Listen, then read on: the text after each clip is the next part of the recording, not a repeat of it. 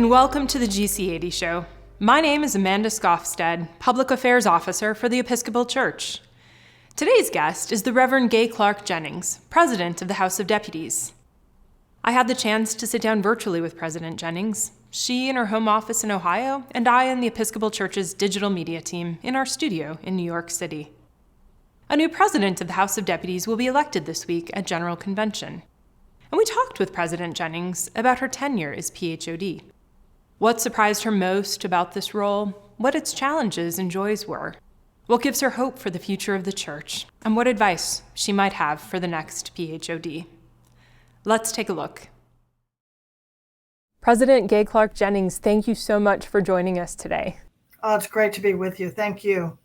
So I wonder, as you've come to the end of 10 years as President of the House of Deputies, I wonder what has been the most satisfying aspect of this role for you? There's so many things, but let me focus on a couple things. What's been truly satisfying has been working to build the House of Deputies into a community with a sense of identity. I understand part of my role as president of the House of Deputies to ensure and equip deputies for their ministry of governance so that they can take their appropriate role in the governance of the church. So it's been very satisfying to support deputies in this ministry of governance and leadership. And aligned with that is it's been very satisfying to raise up new leadership within the House of Deputies. It's not all that long ago in our history that our leaders, frankly, in both houses, were older, straight white men. And I'm married to a straight white man, so I love straight white men. But the face of leadership has changed significantly in the last, I would say, 30 years. And over this past decade, I've made every effort possible to put younger and more diverse deputies in positions of leadership. There really is a generational shift in leadership happening in the House of Deputies, and I hope that models something for the rest of the church. And I'm so grateful for these young deputies who've taken on leadership when they're in the midst of starting careers and starting families, changing jobs, and certainly it has been even more challenging during this time of pandemic. Mm-hmm. They love this church and they are fully equipped to lead, and it's been very satisfying to be part of that. Maybe alongside some of the most satisfying aspects, I wonder what you would say might have been the greatest challenge in your tenure as president of the House of Deputies? There's probably a few. There are a number of them, and all leaders have challenges, no matter what area they're leading in. But I would say one challenge has been in the last 50 years, and I haven't quite been ordained 50 years, but I'm getting there. The church seems to have become a bit more focused on bishops and the leadership of bishops.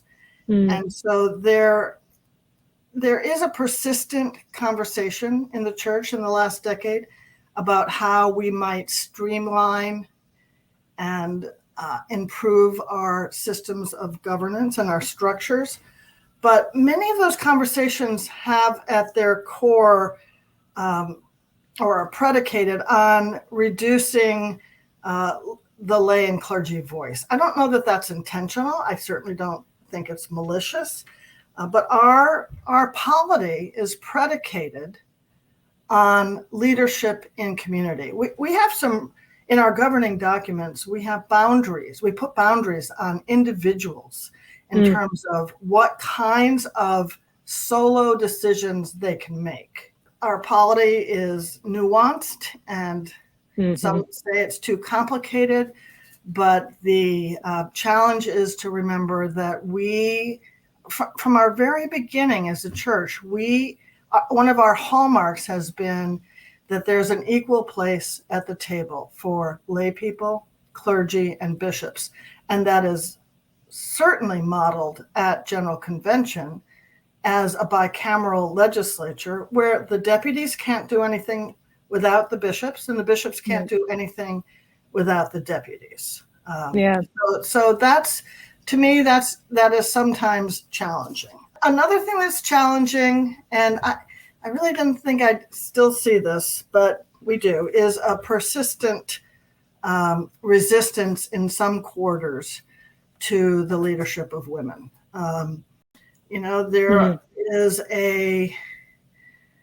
There's been a growing chorus of voices demanding that the church deal with institutional misogyny. That's certainly reflected in the culture.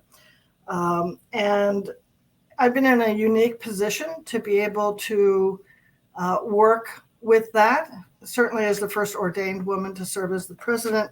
But in 2018, when the Me Too movement was becoming apparent and prevalent in the culture, I was able to appoint a special committee of the House of Deputies to look at those issues in the context of the church.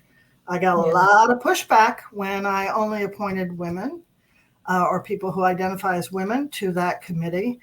But nonetheless, I thought that was an appropriate thing to do. The great thing that came out of that Me Too special committee on sexual harassment and exploitation is that 3 task forces were created by the 2018 General Convention around various aspects of the Me Too movement. And we will be seeing the fruits of their labor at this convention. So that continues to be a challenge as well. Yeah. What would you say surprised you most about this role? I think what surprised me perhaps the most is that people still lack probably I would say a nuanced or deep understanding of what I was just talking about in terms of shared leadership, distributed executive authority, how we govern and lead ourselves.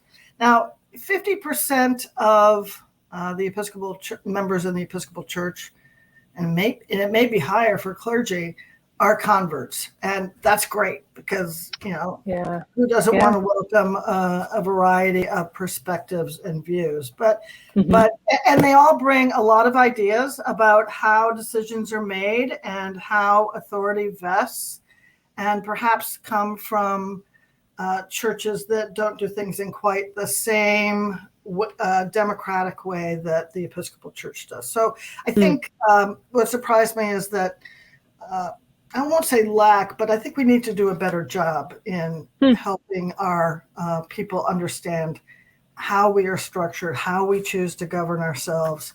And the other thing that surprised me is and this is on a positive note, a more positive note, is the real, I've seen this for a long time as a deputy. I was a deputy 10 times. But from my vantage point as president, which has been just an incredible honor and joy to have deputies elect me to serve in this position on their behalf.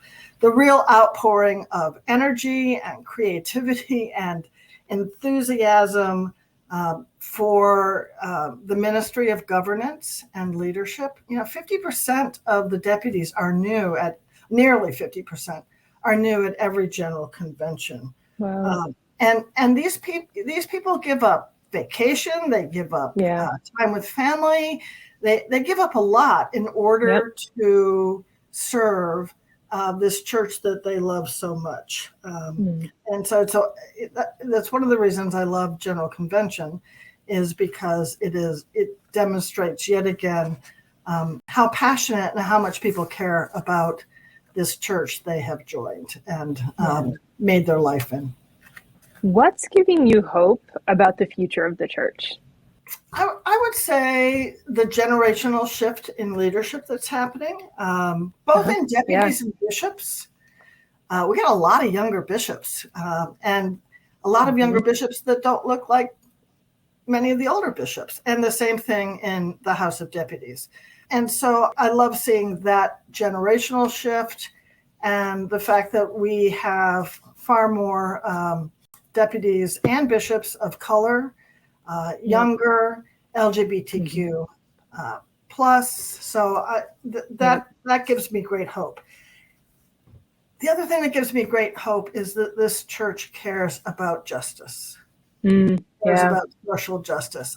We have a compelling witness, not all by the same people. There are, groups and individuals with a wide range of commitment and passion for justice. The array of things that people or movements and issues that people care for is astounding, and it's reflected in how we adopt policy at General Convention that enables our fantastic Office of Government Relations to advocate on behalf of the church on the Hill and beyond. It's amazing what's happened. I was ordained a priest in 1979, and the church I was ordained into in 1979 is not the same church in 2022, thank God.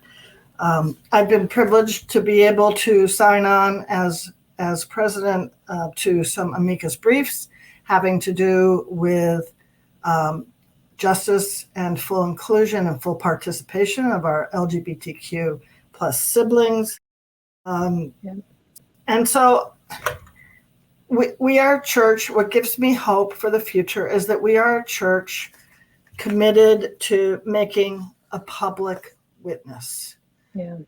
And what we don't do in spite of our faith. We do this witness and advocacy because of our faith. As you reflect on your tenure as president of the House of Deputies, and as we as a church anticipate the election of a new president of the House of Deputies at convention, I wonder what advice you might have for whoever is elected to that role. Very simple. Say your prayers. Don't be afraid of change. And I'd also add, rely on the House of Deputies and others, but especially on deputies to encourage and support and advise you.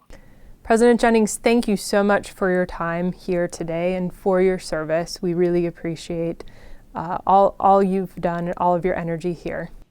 Thank you so much. And I'd really like to thank the people that have supported me and encouraged me, staff people who I've worked with, others at the church center, and most especially the deputies who placed their trust and confidence in me. I will always be grateful to them.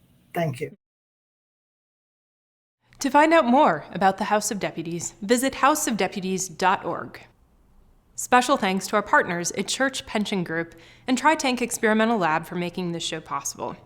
I encourage you to learn more about our sponsors in the description that accompanies this video.